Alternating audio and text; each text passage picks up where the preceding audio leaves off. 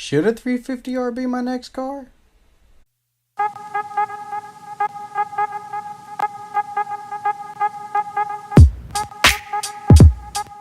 If you read the title, I got to take a look at a GT350R. It was 2017, pre-owned at Motorcars International, which is an awesome dealership.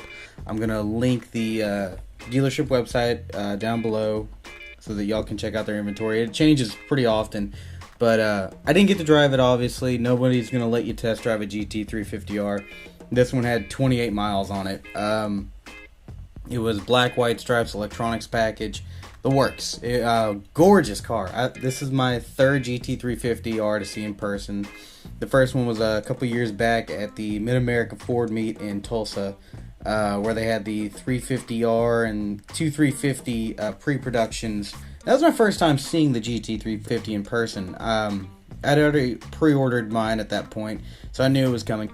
A buddy of mine, his Instagram name is Serpent Stings. I suggest you go follow him. It's really cool. He's got a 350R as well. And I was driving through eastern Tennessee and got to see it in person and hear one in person for the first time. And man, is it sweet. It looks like a different car than a GT350, honestly. It does have a bigger splitter in the front, a much bigger spoiler.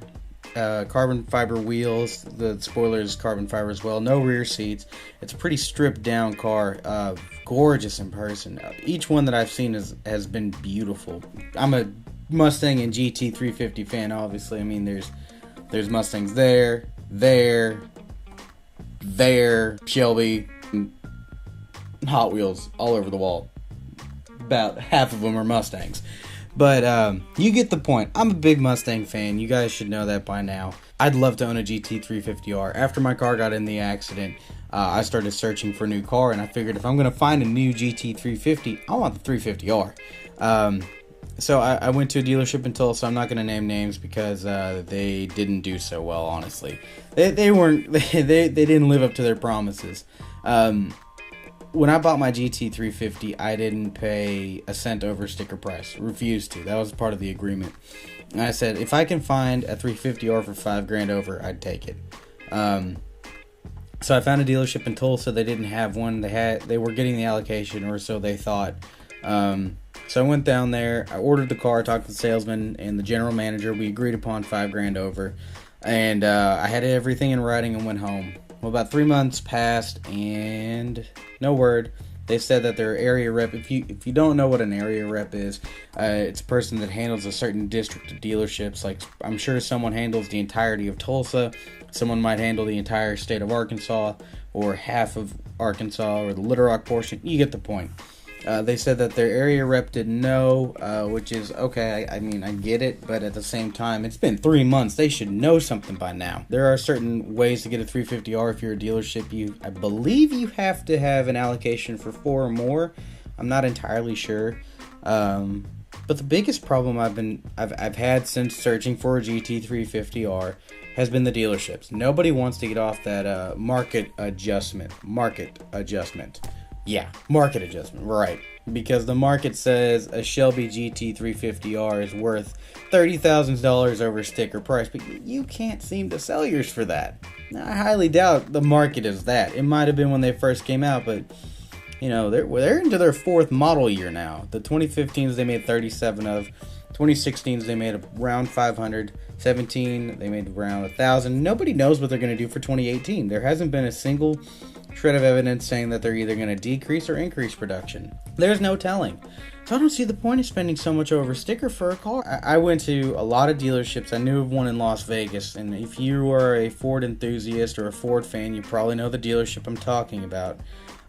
They quoted me $50,000 over sticker for a 350R. 50 grand over sticker.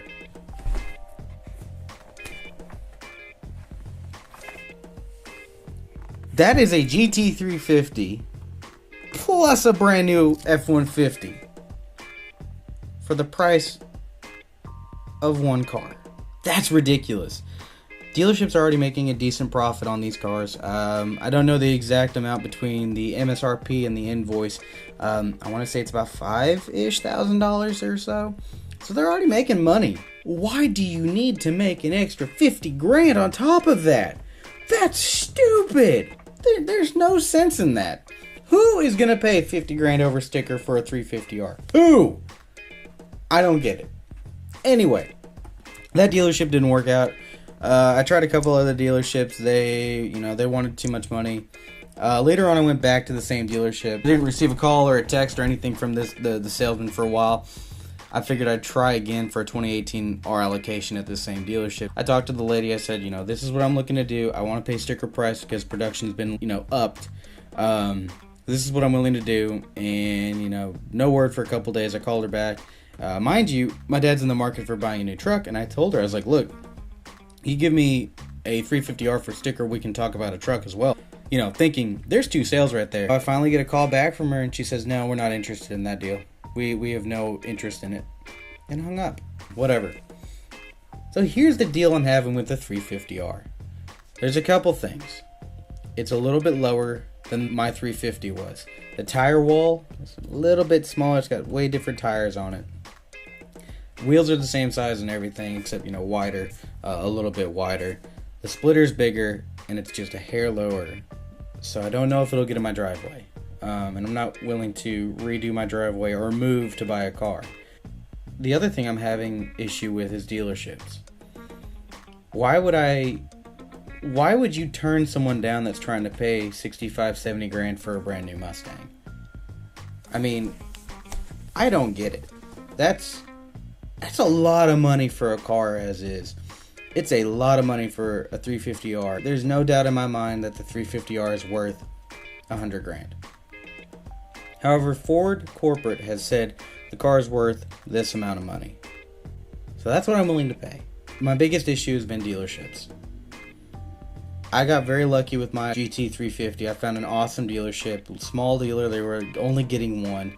And I'll link them in the description as well because they treated me awesome. Every single person there treated me with the highest amount of respect. Greg is the gentleman I went with, and he had to deal with me being annoying for about 6 months before the car came in.